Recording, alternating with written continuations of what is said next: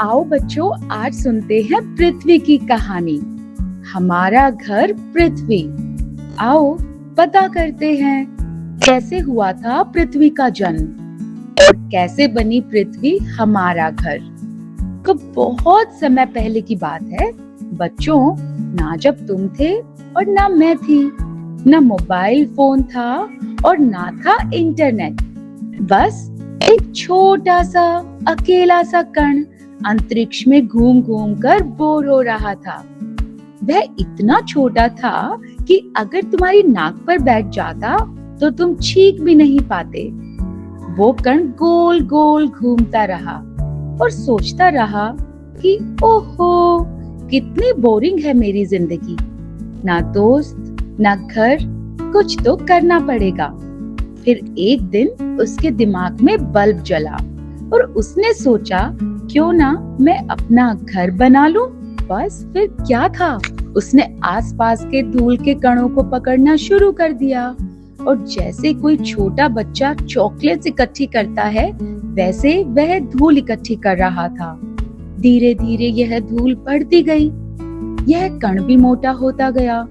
तभी लगता जैसे वो गोल कोई लड्डू बन रहा हो या फिर कोई विशाल रसगुल्ला। लाखों साल बीत गए और हमारा प्यारा सा छोटा सा कण एक गर्म लालटेन जैसी गेंद बन गया, आग से भरी हुई। तभी धड़ाम से आसमान से एक ठंडी बर्फ गिरी और इससे टकरा गई। ऐसे लगा कि जैसे बर्फ ने गर्म पराठे पर सीधा ठंडा दही डाल दिया हो।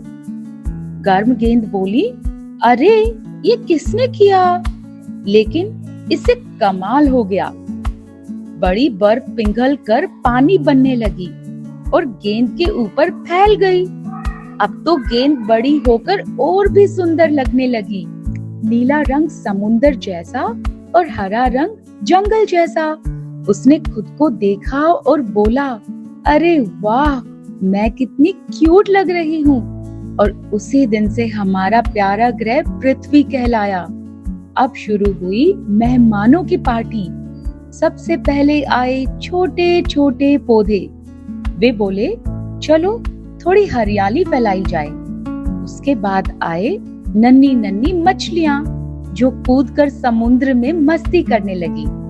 और फिर रंग बिरंगी चिड़ियां आई जिन्होंने पृथ्वी के सर पर फूलों जैसी टोपी बना दी थी। लेकिन असली धमाका तब हुआ जब आए डायनासोर्स।